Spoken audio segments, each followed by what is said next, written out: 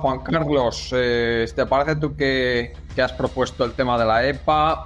Coméntanos los datos más llamativos, lo que más te llama la atención de la última EPA, una EPA que aparentemente pues da unos buenos datos de crecimiento de empleo.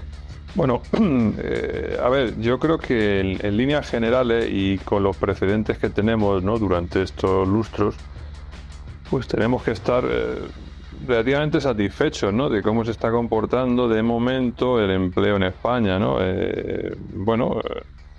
Jamás habíamos tenido tantos ocupados como ahora, ¿no? 21,7 millones. Esto es un dato muy importante. La tasa de paro sigue siendo muy alta, del 11, pero bueno, teniendo en cuenta cómo es España, pues podemos concluir que ahora mismo, y que además, y esto ya lo hemos comentado otras veces, hay muchos empleos que por las razones de clasismo, como queramos llamarlo, en el que nos hemos convertido, pues los españoles hemos renunciado a ellos y que lo están haciendo básicamente la gente inmigrante. Pero vamos, en líneas generales, si seguimos con esta tendencia de crecimiento en el empleo y crecimiento económico, que no es que vayamos como un cohete, como dice Sánchez, pero bueno, la cosa no está mal, pues bueno, podemos estar satisfechos. ¿Qué vemos en la EPA? Pues bueno, aumentan las horas trabajadas, aumentan sobre el año anterior, sobre el mismo trimestre del año anterior, ha aumentado significativamente sobre el año de 19, ¿no?, que es con el que podemos comparar. Pero seguimos lejos de los niveles y esto ya va más relacionado con el nivel salarial, ¿no? Seguimos lejos de los niveles de 2008, ¿no?, donde las horas trabajadas eran mayores que las de hoy, con menos ocupados, lo cual quiere decir que en aquella época la gente ganaba más dinero que ahora en términos homogéneos, ¿no? Entonces, al fin y al cabo, todavía estamos repartiendo empleo entre más gente, ¿vale? Eso porque la media de horas entre ocupados sale en 32, ¿eh? Debería estar entre los funcionarios y el empleo a jornada completa normal, pues debería situarse entre los 37 y los 38, ¿no? Más bien. Eso sería el ideal, ¿no? Y entonces seguimos lejos de ese umbral. Eso quiere decir que la gente sigue, y al final el dinero que cobras en una nómina son las horas que tienes en tu contrato. Y en líneas generales, bueno, pues eso es un poco lo que seguimos padeciendo, ¿no? Que la precariedad, a pesar de que se han actualizado los salarios mínimos. Pero bueno, siempre lo hemos dicho, los salarios mínimos al final, yo siempre he sido partidario de situarlo en un umbral que sería el del salario más frecuente, ¿no? En torno a los 1.200 euros, pero aún así, insisto, el salario mínimo lo cobra muy poca gente en España, con lo cual al final eso siempre es propaganda, ¿no? Es decir, todo lo que digamos, bueno, hemos subido el salario mínimo, bien, vale, lo hemos subido, me parece muy bien, pero al fin y al cabo lo que hay que hacer es subir el nivel de tejido productivo y al final generar bienes y servicios de alto valor añadido para poder pagar buenos sueldos y poder generar tributaciones altas y cotizaciones altas que al final garanticen los servicios públicos, ¿no? Esto es lo que siempre he dicho en este programa. De todas maneras, sí que es cierto, Juan Carlos, que antes de la subida del salario mínimo lo cobraba muy poca gente, creo que era poco más de 500.000 de personas en el 18, pero que ahora ya andan en el entorno del 10-11% de la población trabajadora, ¿eh? O sea, ya ha subido el salario mínimo y no subir el salario medio, pues lógicamente, o sea, ha subido más el salario mínimo que el salario medio, pues lógicamente afecta a más gente. Más gente está metida ahí en esa franja del salario mínimo. Correcto. En fin.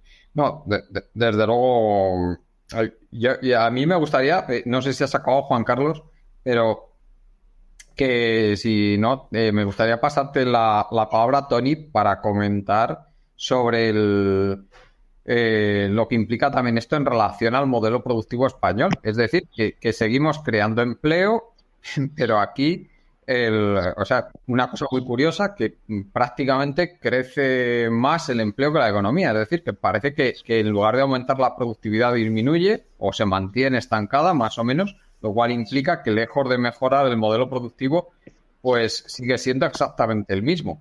Y seguimos incidiendo en ese modelo productivo, probablemente con más peso todavía en la economía Pues sí. Es que el problema es, me refiero, mientras se habla de la cantidad, no se habla de la calidad. Es decir, yo hablo de la cantidad de empleo que hay, de lo mucho que crece el empleo, que todo eso es cierto. Pero si hablo de eso, entonces no hablo de la calidad de desempleo, de qué tipo de empleo es, qué tipo de modelo productivo tiene el Reino de España. Pues el modelo productivo, sabemos cuál es: servir plato de paella y jarra de sangría, que se tiene la productividad que tiene. Claro, si es que ahí no hay más, no hay más cera que la que arde, que sí, que hay mucha gente trabajando, sí. ¿Cómo es la calidad de ese trabajo? En ese tema no entramos. ¿Cómo son los sueldos? El concepto del trabajador pobre, es decir, gente que trabaja pero que básicamente sobrevive. Eso tampoco se habla.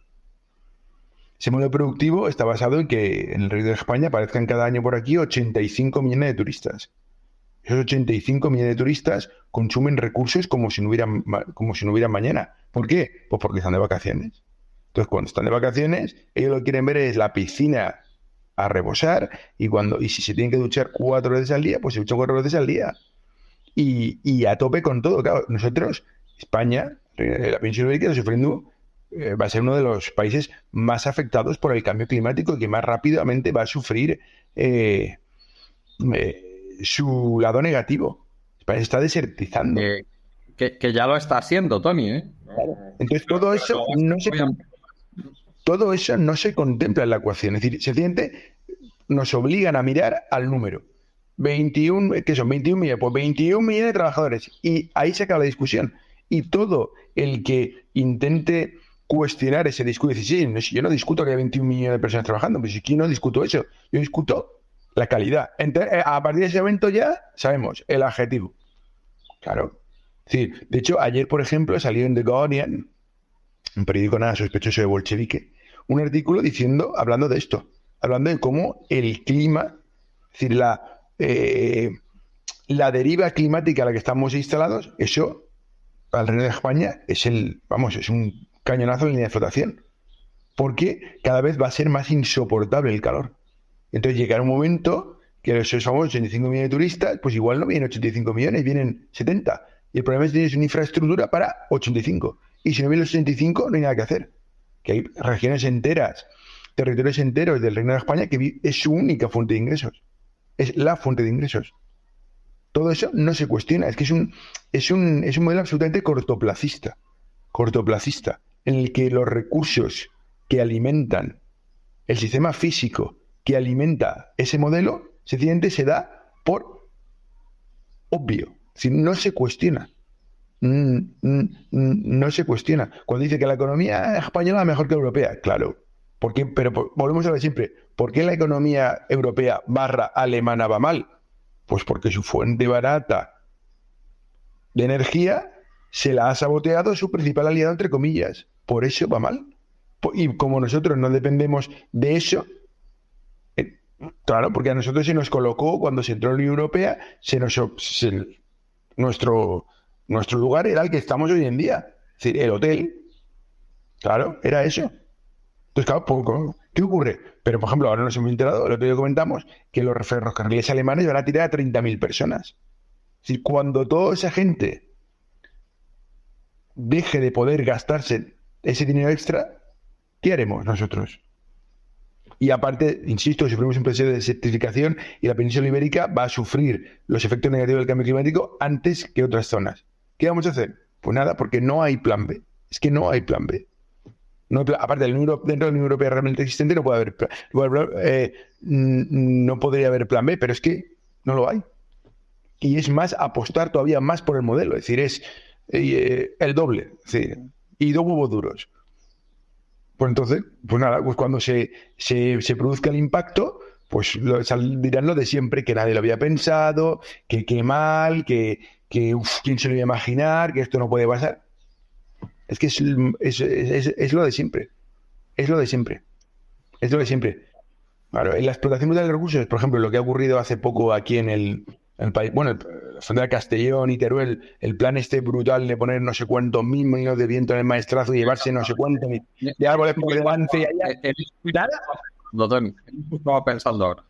¿verdad? Eso no se cuestiona. ¿Que van a dar otros 1.200 millones de euros más para el hidrógeno verde? Tampoco. Dice, pero vamos a ver, si los turistas de aquí vienen en avión y aviones eléctricos no hay. Lo primero que hacen es alquilar un coche y irse a todos lados en coche. Es decir, que es un absoluto disparate. Es un absoluto disparate. Pero les da exactamente igual. Les da exactamente igual. Ellos tienen los 21 millones y ahí, y repetir lo mismo, y que todo va como un tiro y ya está.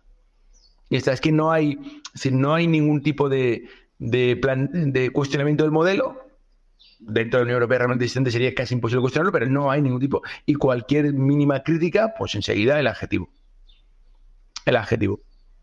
Entonces, que bien, que hay 21 millones de ciudadanos trabajando, pues bien, pero bueno, recordemos la última encuesta de ingresos del IRPF, que en España había, creo que era de todos los cotizantes que había en España, creo que había 17 millones de ellos, 17, 19, 29, sí, había 23 millones de cotizantes, y 17 millones de ellos declaraban ingresar 30.000 euros alemanes al año o menos.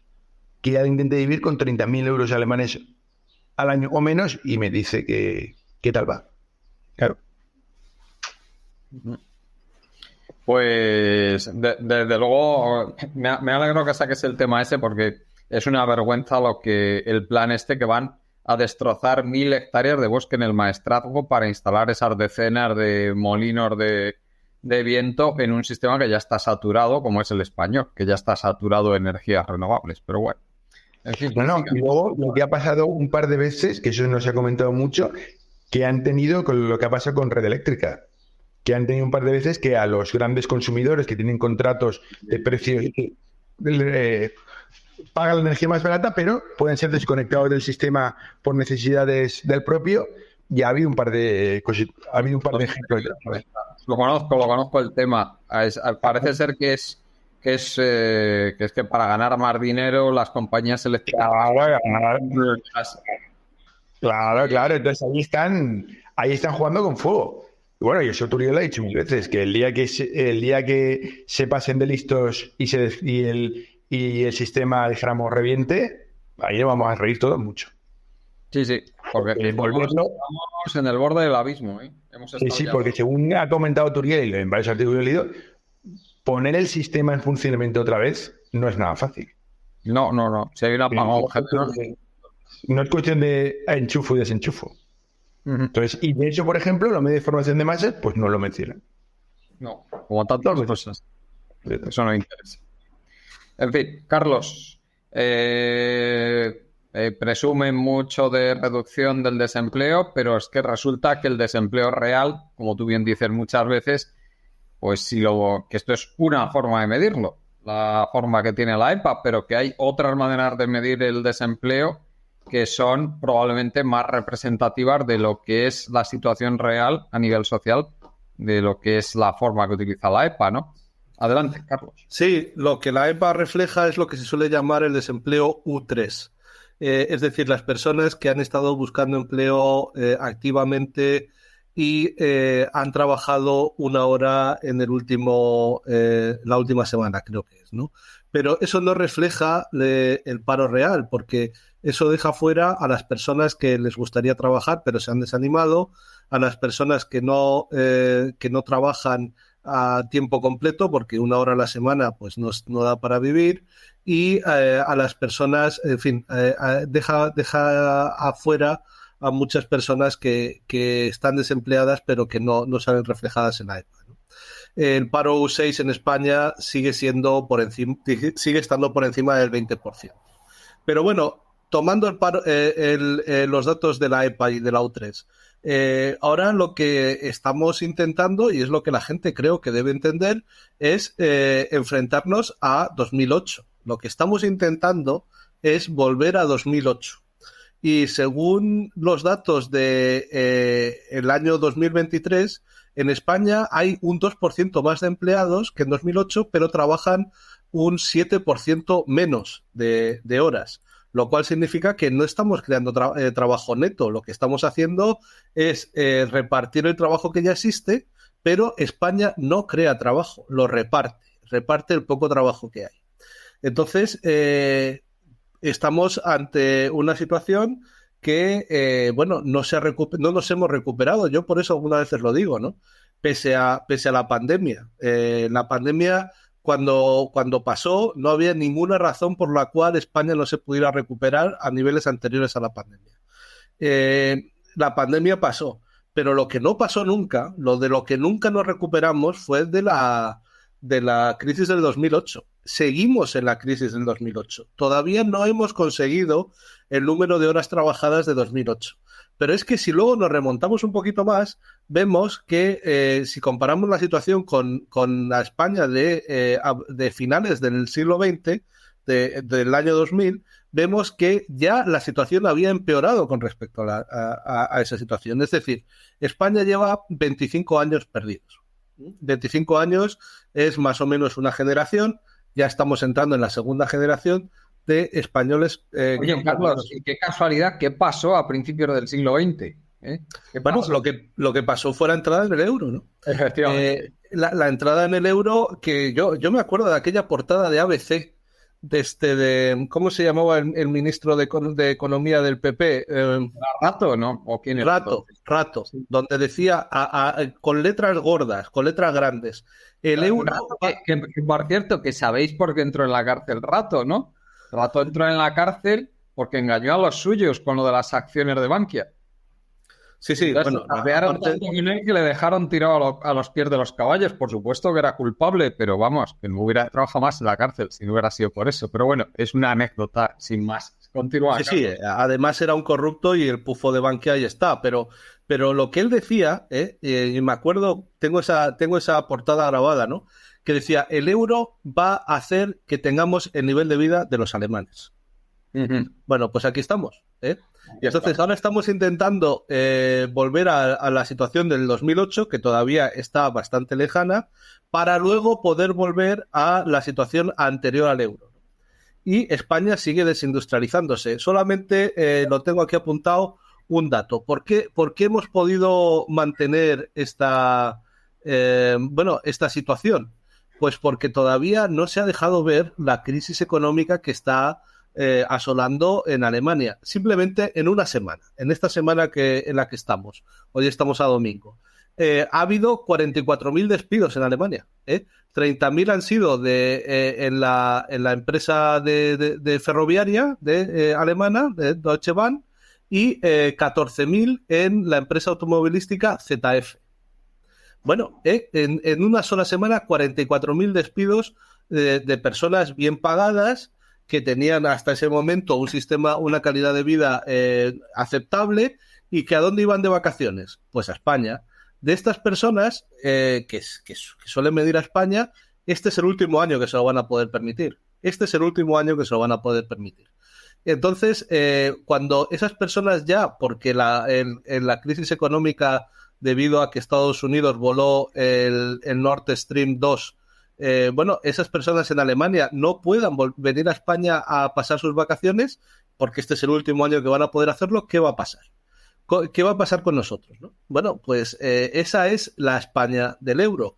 La España que renunció a la soberanía monetaria, que permite, y eso es lo fundamental. Lo fundamental es recuperar la soberanía monetaria para desvincular la capacidad de gasto de la recaudación de impuestos.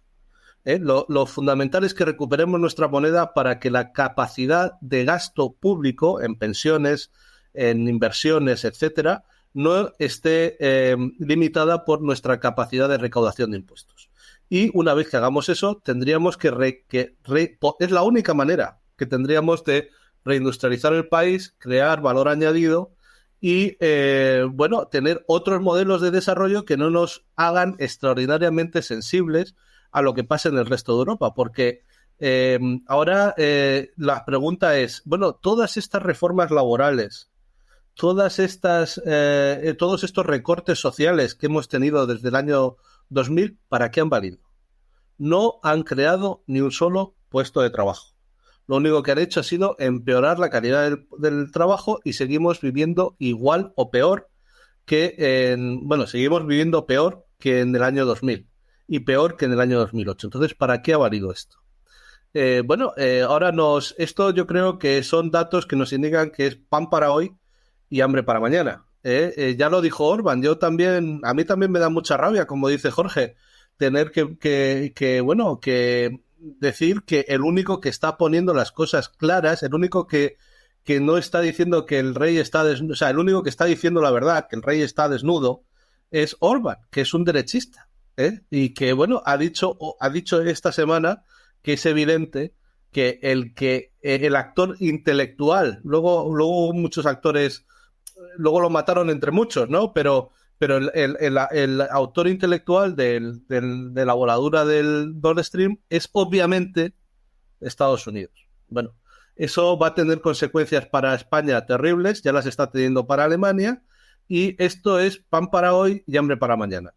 Tenemos que salir del euro, tenemos que recuperar nuestra soberanía monetaria para desvincular capacidad de gasto de recaudación de impuestos, tenemos que reindustrializarnos y abandonar el euro, la OTAN y la Unión Europea, que son los limpiabotas de Estados Unidos y de un mundo que se está acabando y que va en declive, en un declive clarísimo, y tenemos que unirnos al nuevo mundo al que debemos pertenecer, que es el mundo de los BRICS, con nuestra soberanía monetaria y con nuestras capacidades. Uh-huh. Bueno, Jorge, una cosa muy interesante que ha comentado Carlos, lo de la U6, uniendo esto con lo que hemos dicho al principio, que cada vez la gente trabaja menos horas, está claro, lo dicen todas las encuestas, que la mayor parte del empleo a tiempo parcial es un empleo a tiempo parcial involuntario. La mayor parte de esa gente querría trabajar a jornada completa, pero no puede. Luego, cada vez es menos representativa la tasa de paro de la EPA, de la que es la realidad a nivel social. Desde luego, esto nos lleva a un panorama que no es ni mucho menos tan triunfalista como dice el gobierno. Una parte, el paro no está disminuyendo tanto como dicen. Por otra, los salarios son muy malos debido a este modelo productivo que tenemos. Y en tercer lugar, pues, como bien nos decía Carlos, el nivel de vida, como consecuencia de todo ello, de la población, es menor de lo que era hace 25 años. Es una situación que está muy, muy lejos de lo que nos están presentando desde el Ministerio de Economía o desde el Ministerio de Trabajo. Sí. Eso es una de las cosas que tenemos que tener claras, es que efectivamente la tasa oficial de desempleo ha sido constantemente pues modificada pues que es lo que consideramos un desempleado, de manera que el objetivo no es reducir el desempleo digamos efectivo, sino es reducir la tasa de desempleo oficial, la U3. Por eso en Estados Unidos crearon la U6 y por eso en España no se publica U6 de manera oficial. Porque entonces lo que deja claro esa U6 es la falta de interés por parte del último instancia es el gobierno el que crea el desempleo, porque es el gobierno, el Estado, al introducir el dinero el que crea desempleo, pues no tiene como objetivo reducirlo en sí. Pero eso también tiene un enfoque de clase, porque en última instancia el desempleo sirve para disciplinar al sector trabajo, a los trabajadores en sus demandas de salarios. Y cuando vas a los salarios te das cuenta de cómo está la cosa. En España, que se vende triunfalmente pues estas cifras, los salarios nominales han aumentado por encima de la inflación 2023 y el 2024, pero los salarios reales siguen siendo un 2,5 inferiores, en relación al cuarto trimestre del 2019, ¿vale? Pues casi la mitad de los salarios de los países de la OCDE, incluidos Portugal y Francia, han recuperado con éxito los niveles salariales reales anteriores a 2019 o los han superado, pero en España aún no. ¿Entiendes? Es que aquí se vende, cuando te venden lo del salario mínimo, que me parece muy bien, que ha aumentado un 26 en términos nominales, un 26% el salario mínimo. Vale, muy bien. ¿Sabéis cuánto ha aumentado realmente? Es un 6,5%, que está ligeramente por debajo de la mediana de la OCDE. Es que lo que te ponen como éxito abrumador en sí es un fracaso.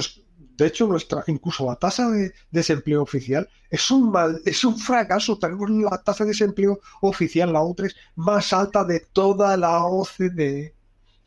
Y la de desempleo juvenil, la más alta de toda la OCDE. Pero vamos a ver, ¿dónde? Pero qué triunfalismo, esto es simplemente demencial.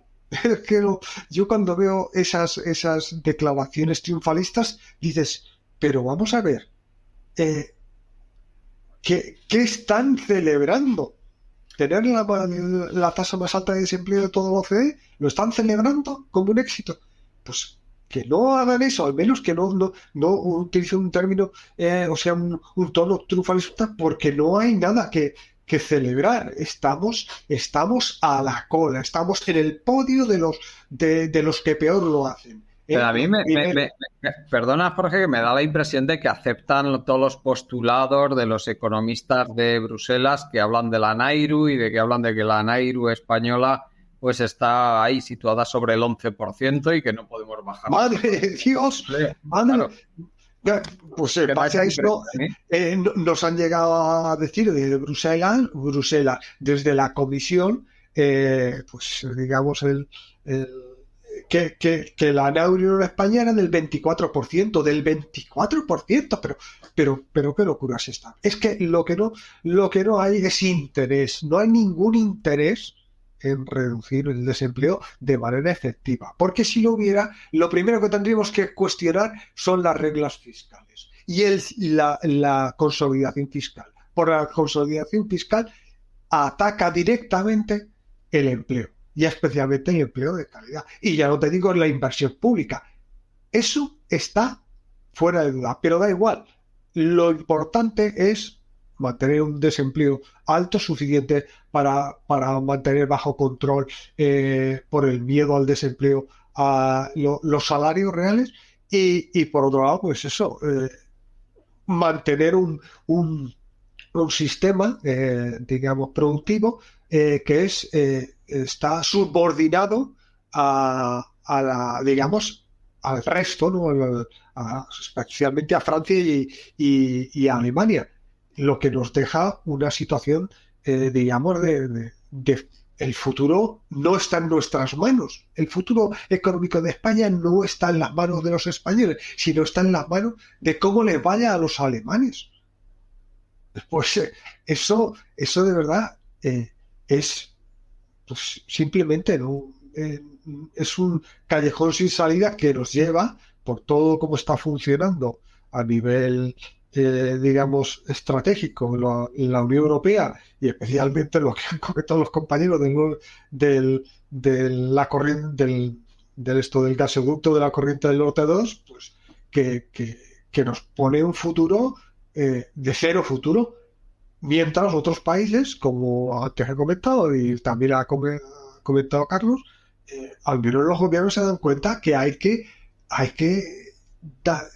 estar en el mundo que está cambiando y que gente de ultraderecha como Juan se dé cuenta, gente que no es de ultraderecha como Kiko también se den cuenta. El gobierno anterior a Meloni ya afirmó por estar en la iniciativa china esta del Belt la nueva ruta de la seda. La nueva ruta de la seda, vale.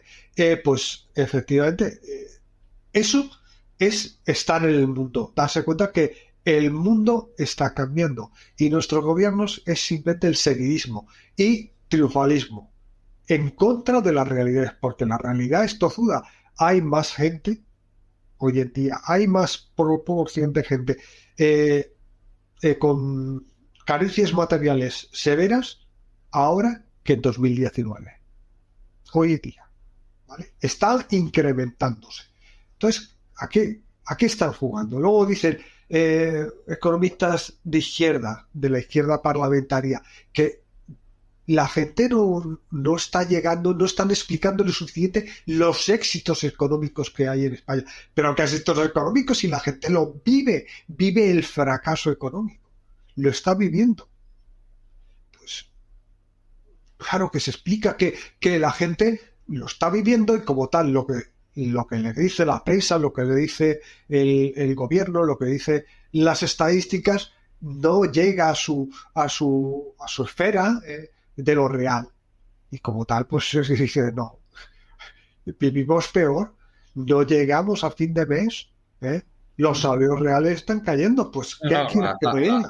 Las encuestas de condiciones de vida son demoledoras. Claro, si es que es así. ¿Por qué hacemos estadísticas? Para tener una idea de la realidad. Eso es para lo que se supone que se hacen las estadísticas.